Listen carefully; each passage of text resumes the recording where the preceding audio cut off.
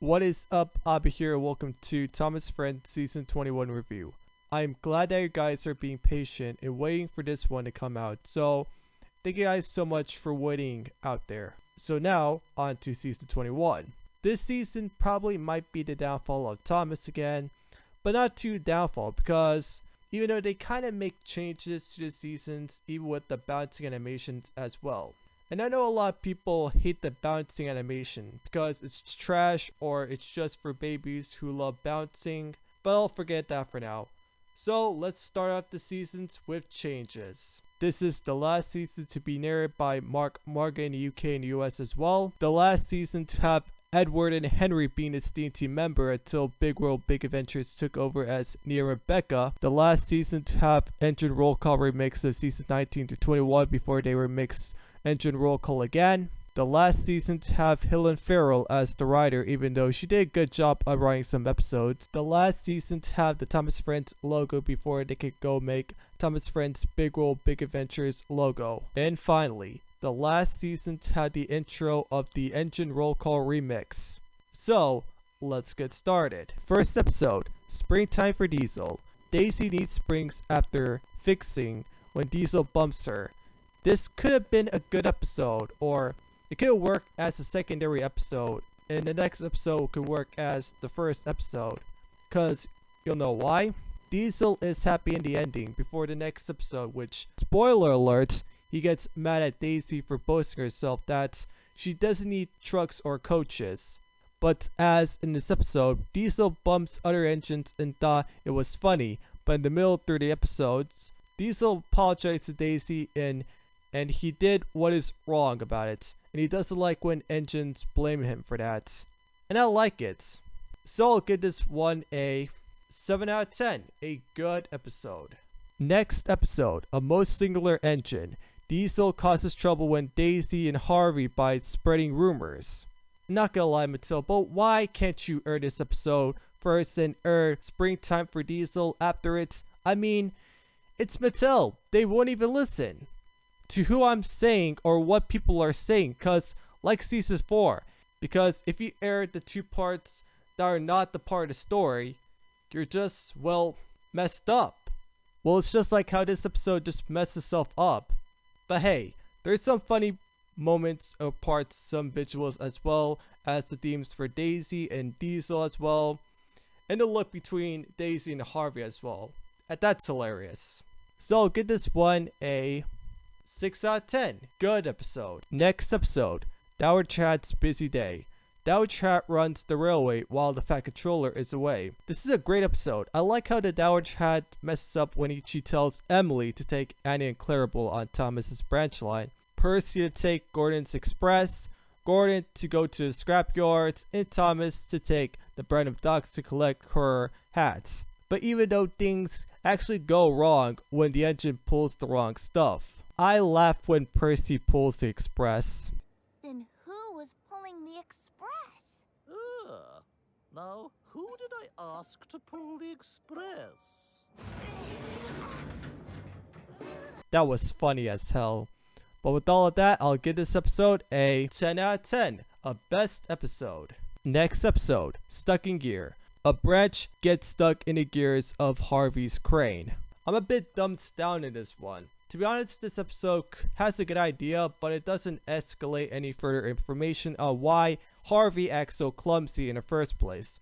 Yes, people would agree that it acts so clumsy that I don't know what's his problem though. Cause unlike this episode, Harvey from the classic era is different because he is sad because engines made fun of him except Thomas.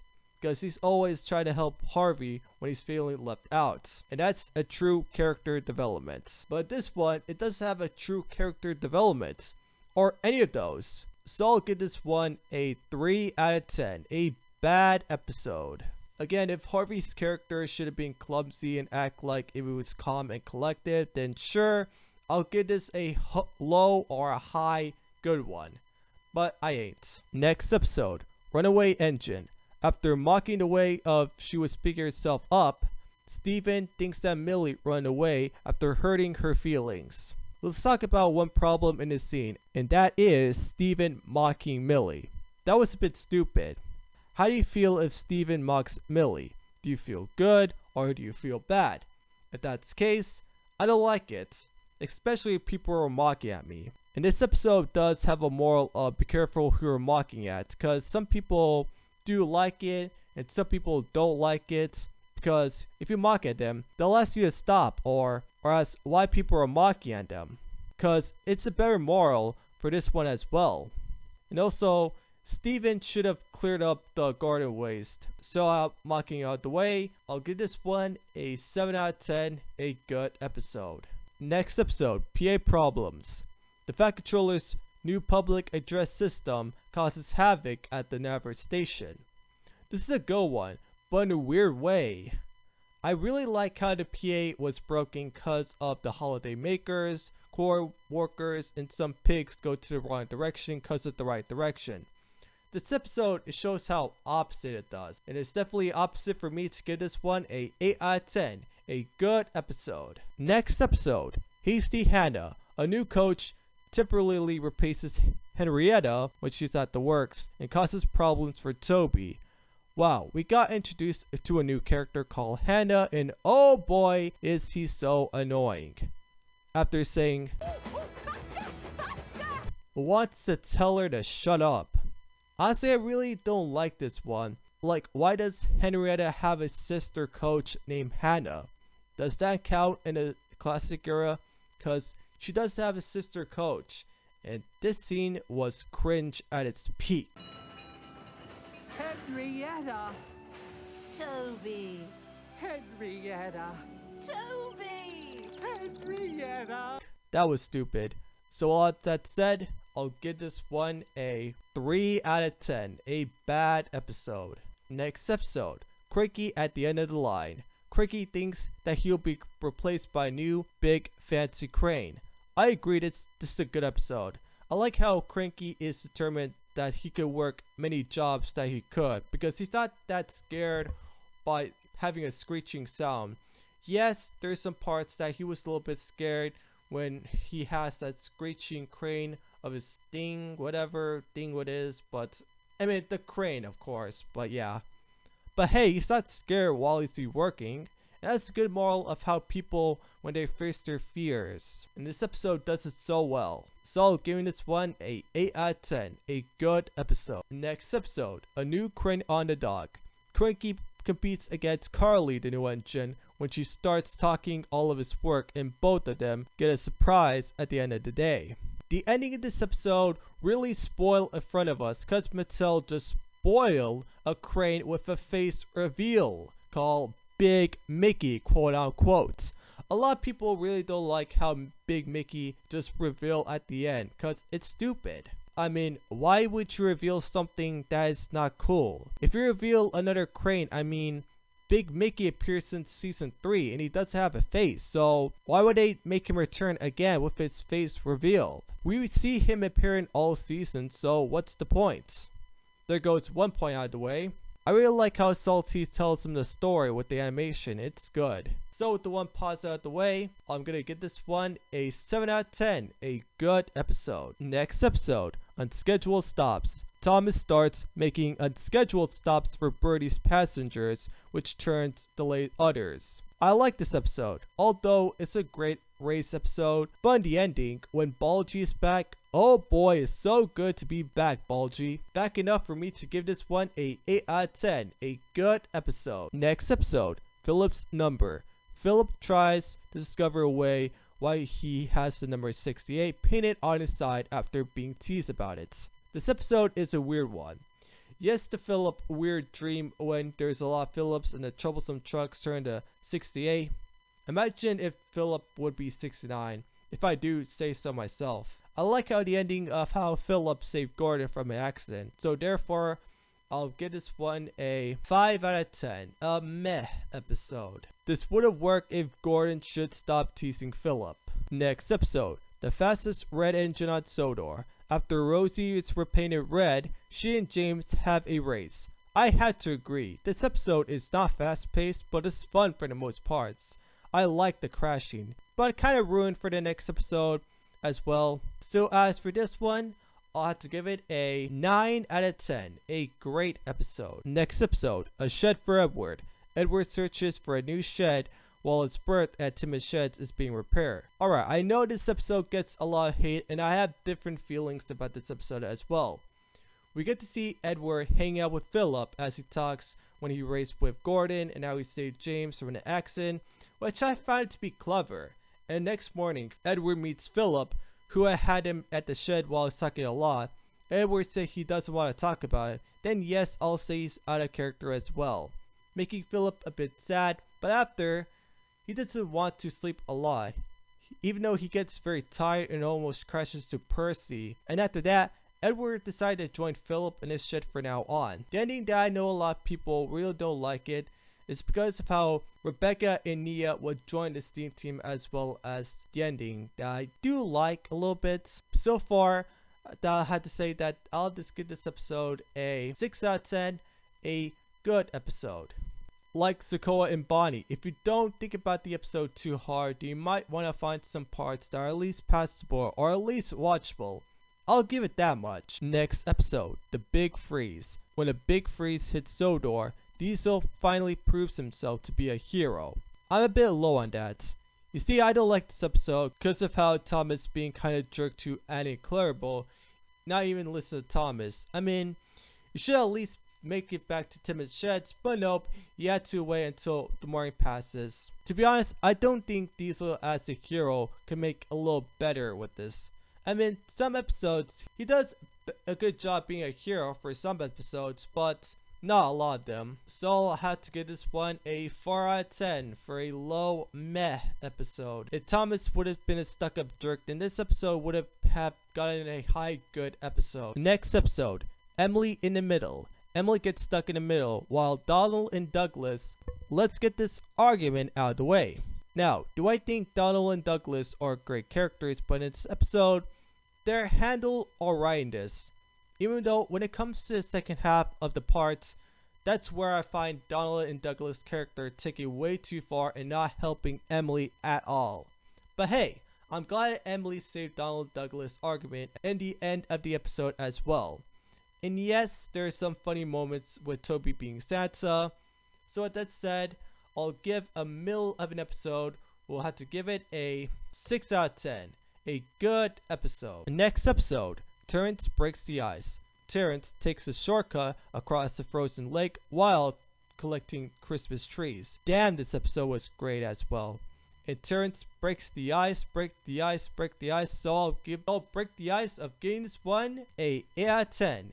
I mean 9 out of 10. A great episode. Next episode, Daisy's Perfect Christmas. Daisy is disappointed when her Christmas does not go well. This is a good moral of the episode, and it's about we all make mistakes because we're human, and that's why we have to live and learn at times like these.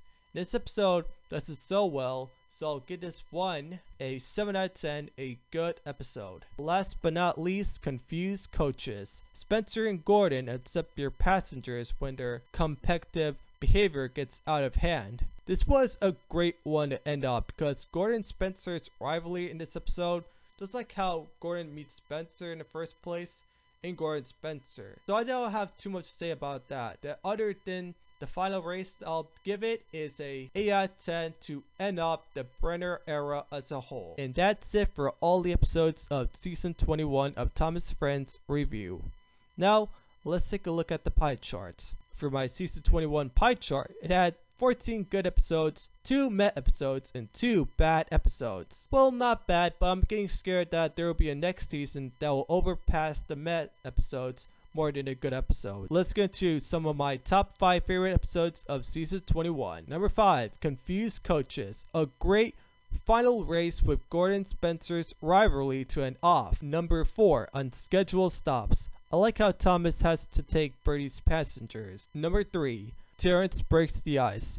An ice episode where Thomas rescues Terrence from getting freeze in the frozen lake. Number 2, the fastest red engine on Sodor. A great crash sequences as well. And number 1 goes to Dow Chat's busy day. Dow Chat messing up but it's handled very well in this episode. Now let's talk about the directing. And as for directing overall, it's still decently good.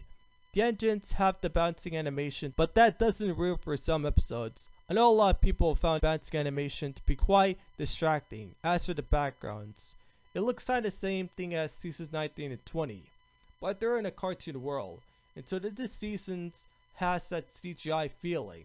It has people talking in trains talking as well. Now let's talk about the music as well. So what do I think about Chris Renshaw's performance in this season? In this season, he did alright in this one.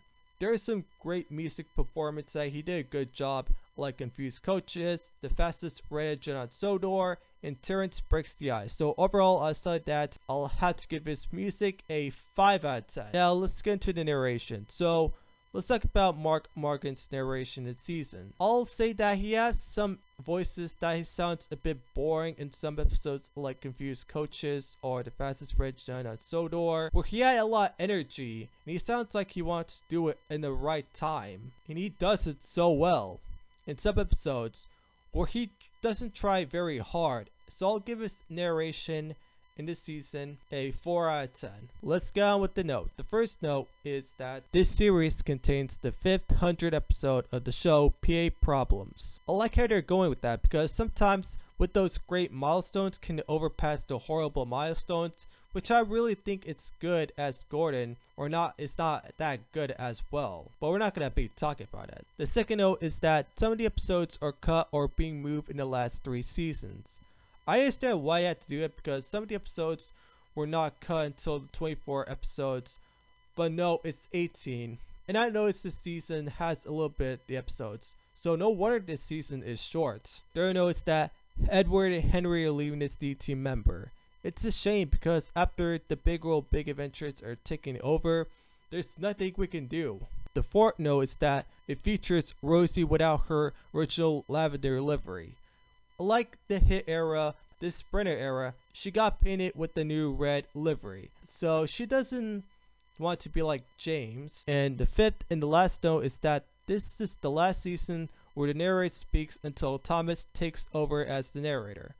As the narrators like Ringo Starr, George Carlin, Michelangelis, Alec Bowen, and any other narrator who's just narrating the show, overall they did a good job. And some narrators are meh, and some narrators didn't do a good job as well. It should go back to record stuff for some episodes. But again, what do I know? Here we are at the final thoughts. So, season 21. Before I can rate this season, I'll have to give some positives and a bit some negatives. So, even though the season has some problems in it, let's talk about some positives. First, I like how they're ending out the season with the Brenner era as a whole, because people will know that they'll watch the classic era or the hit era, but this era is a different peel of how characters could develop later on, unlike the Miller era, where the characters gets out of their hand easily. But this one, the character starts developing again, and it gets at least better for the Bubba. Now, I'll be talking some negatives for this one. When this season does have some ups, it still have some downs, like Springtime for Diesel in the most singular engine. It could have switched in the airing order, because that's why in the second episode, Springtime for Diesel shows how Diesel will no longer bumps into them. In the end of the scene, Big Mickey's face is revealed is kind of a bit surprising letdown to the fans, because Mattel spoils the ending as well.